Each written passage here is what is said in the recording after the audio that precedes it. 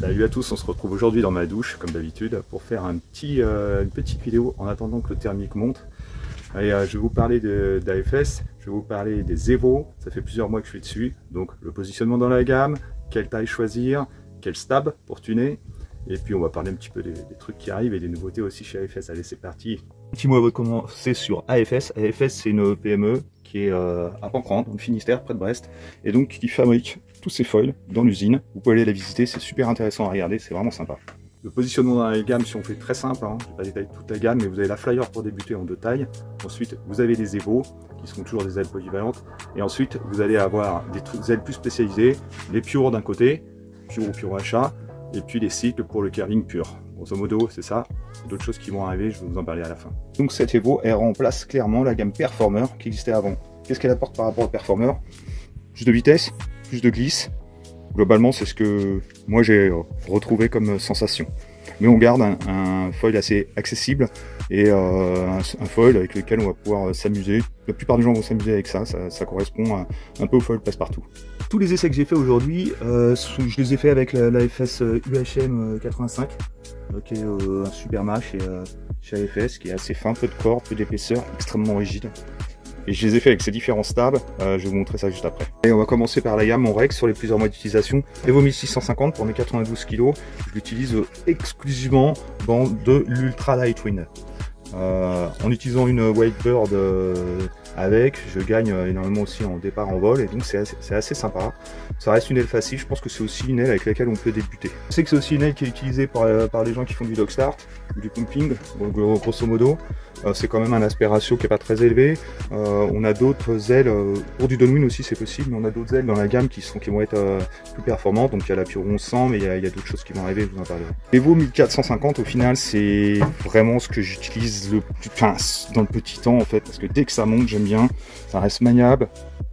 Par rapport aux planches que j'utilise et mon niveau au final, je perds pas grand chose en plage basse par rapport à la 1650, et dès que ça monte, je m'amuse beaucoup. Donc ça, c'est une aile, je pense, qui est pas mal à avoir dans son keeper, et puis qui peut servir aussi pour d'autres usages. 250, ça c'est l'aile polyvalente. Si on devait en prendre qu'une pratiquement, pour un gabarit de 75-80 kg, je dirais que ce serait celle-là, pour quelqu'un qui a un niveau moyen à bon.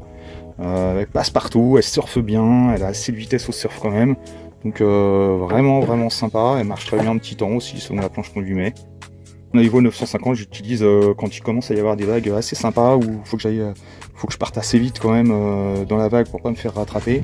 C'est aussi une option sympa pour aller vite, pour faire un petit peu de vitesse. Elle marche très bien, elle est surprenante. Il y a un bel écart avec la 1250 en tout, en vitesse, en mania. Elle décolle, la 1250 va décoller quand même clairement plus tôt. Mais quand on passe de l'une à l'autre, là, on voit très nettement la différence. Maintenant, la question, c'est quand est-ce que je sors ces ailes, quelle force de vent. Ça, en dessous de 15 nœuds, je sors jamais. J'aime bien 17 nœuds en 5 mètres, ça passe bien. Et après, j'alterne entre la petite planche ou la grosse planche. Ça, je peux essayer dans une plage 10-15 nœuds, c'est possible, avec une Whitebird, avec une planche qui glisse bien. Sinon, c'est un petit peu plus de 15 nœuds, c'est quand même pas mal, il faut qu'il y ait quelques rafales à 15 nœuds. Ça, comme je disais, c'est de 0 nœud entre guillemets jusqu'à j'ai pas trop de limite haute en fait. C'est pas des ailes qui saturent de toute façon et qui vont donner du pied avant. Dans tous les cas, c'est des ailes qui vont, si on prend la taille en dessous, on ira plus vite dès qu'on est dans les plages hautes. C'est des ailes qui restent toujours très contrôlables en plage haute, quoi. Et donc celle-ci, vraiment, si je veux faire un truc très atypique en offshore, en asthmatique, histoire de me dire oui, c'est possible de voler, quoi. Mais globalement, je sais plutôt s'il y avait un combo à prendre, hein, moi je dis que c'est ça et ça, ou ça et ça selon son gabarit, quoi. Vous voulez une seule aile, vous faites 75 kg, prenez celle-là, vous êtes tranquille. Si vous faites moins, 60 kg, prenez celle-là. Si vous faites 85, vous prenez celle-là et vous serez tranquille. Et puis là, c'est plus quand on commence à être dans les 95-100, on va dire. Allez, question intéressante maintenant. Quel stab? J'ai fait plein d'essais. Et donc ça, c'est vraiment intéressant. Changer son stab, c'est changer beaucoup de choses. C'est très important un stab. Plutôt que changer de front wing, et ben, essayez d'autres stabs, ça coûte pas cher. Et c'est rentable, ça vous permet de changer un peu le comportement de votre feuille. Alors, avec l'Evo, j'ai utilisé tous ces stabs pour essayer. selon les tailles. Donc je rappelle, hein, les stabs, ils se montent sur ce fuselage Evo. Hein, j'ai fait une autre vidéo, vous verrez, qui explique le montage du fuselink et compagnie, je reviens pas dessus. Mais n'oubliez pas que vous avez aussi deux positions, pardon, pour les stabs avancés ou reculés. Globalement, quand on avance, on a plus de mania. C'est un peu plus facile au pumping parce qu'on peut faire plus un peu pitcher la planche là. Donc c'est assez sympa. Si on va aller faire du speed et être mieux calé, on va la mettre plutôt à l'arrière. On commence par le premier, le Cruiser M. Il fait 220 cm². C'est un stab que je donne que je mets sur les foils pour les débutants en fait. Ça leur permet de stabiliser le foil, ça leur permet avec une 1450 par exemple, c'est vraiment un très très bon combo quand on est vraiment en évolution, qu'on fait juste ses bords et qu'on commence à apprendre le jibe. Ça c'est un très très bon compromis et je conseille donc le montage à l'arrière pour être tranquille pour les débutants.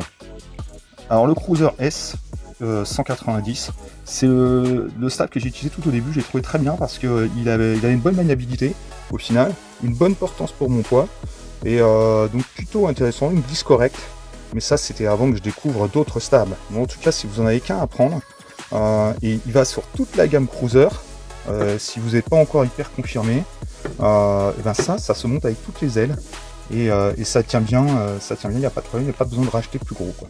Et voilà, et après, qu'est-ce qui est apparu? La gamme HA. Donc la gamme HA qui est une gamme à boss, qui se monte très bien sur les Evo, le HA43, regardez ça, cette envergure, je crois qu'il fait 43. Il a un petit peu d'épaisseur devant, super stab. Alors c'est vraiment un concept intéressant ces stabs là. Je peux comparer avec le Cruiser, vous voyez, on est quasiment à la même largeur, par contre la surface c'est pas du tout pareil, je crois qu'il fait 145 cm² ou 155 cm², je ne sais plus bien, alors que l'autre en fait 220 à côté. Donc ça a l'intérêt, pour moi, surtout un grand gabarit, j'ai de la stabilité comme ça, en latéral, en roulis, donc en descente de vague en fait c'est assez facile au final. J'ai de la speed, j'ai du glide, j'ai vraiment un gain de glide important quoi. Donc très intéressant. Et finalement en maniabilité, eh ben, je sais pas si les tips ils sont un petit peu souples, je sais pas, mais je trouve ça quand même très maniable. Alors il y a plus maniable, évidemment, si on passe au HA40. Le HA40, celui-là, il va être un petit peu moins large, mais il fait quand même 40, hein, je crois que la Cruiser à côté elle fait 39, là il doit faire 145 cm², je crois que c'est ça. Donc, mais on a un bon maintien, aucun problème. Donc on gagne évidemment en maniabilité, on est un petit peu plus joueur, les courbes sont plus courtes, donc très très sympa. Ces deux stabs, particulièrement celui-là, pour moi c'est un peu un stab de downwind. On va avoir beaucoup de glide et on va être très stable pour aller un peu tout droit. Si on veut carver un peu plus, ça marche très bien. Et ces deux stabs, ils fonctionnent, je les ai essayés avec toute la gamme. Donc celui-ci, je le recommanderais avec le 950 et le 1250. Et celui-ci, je le recommanderais avec le 1450 et 1650. Mais j'ai essayé quand même le 43 avec le 950. Et c'est aussi un combo que j'aime bien, parce que quand les conditions de vague commencent à être un peu techniques pour moi, et ben j'ai de la stabilité avec ça. Et finalement, en appuyant bien, je trouve que ça tourne quand même assez bien. Donc en ce moment, en réalité, je suis souvent en combo 950 et HA43. Et enfin, le dernier que j'ai essayé, le Pure 150, un petit peu plus d'épaisseur, mais clairement le plus court en envergure. Je crois que c'est 32,5 ou je ne sais plus exactement, vous irez voir sur le site. Donc celui-là, je l'aimais beaucoup déjà avec la Pure 900 V1. Et alors là, c'est mania maximum. Mais en glide, j'ai une petite préférence quand même pour ça, au final. Si vous voulez vraiment un truc qui curve bien, ça c'est super.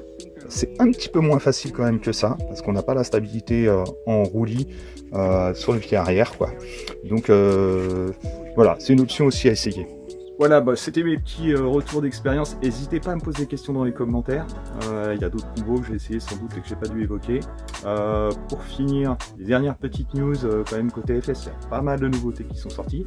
Donc il y a eu les flyers en décembre, il y a eu ça au printemps. Mais il y a aussi, vous avez peut-être entendu parler d'une Ultra 750, une 750 qui fait, je sais plus, je crois que c'est plus d'1 mètre de span, donc qui doit être une tuerie en downwind notamment. Il y a aussi des choses qui vont sortir, les aficionados les connaissent sous le nom de code Enduro, mais j'en parle pas plus que ça, mais vous verrez, ça va aussi bientôt servir et ce sera démontable sur des ailes comme ça. C'est pas la même gamme, donc vous affolez pas. Ce sera complémentaire ou un autre programme. Et enfin, il y a aussi autre chose, vous avez vu des images, vous avez vu Axel Girard, Alain Fedi qui tourne avec. On a les Diamond V2 qui sont déjà annoncés en tout cas, avec un board attack en Dilma, donc des nouvelles wings qui seront en poignée rigide ou qui seront en boom, que je vais bientôt recevoir aussi, que je vais essayer. Donc ça va être un gros changement, hein, qui va compléter la gamme des Light, qui est déjà là, qui est là légère, un peu moins souple. Donc voilà, les boards, j'ai déjà fait un petit topo sur les dernières Whitebird, sur les dernières Fire, pour regarder dans mes autres vidéos. Donc je vous en reparle pas. Allez, bah, amusez-vous bien sur l'eau. Ciao, bonne session à tous.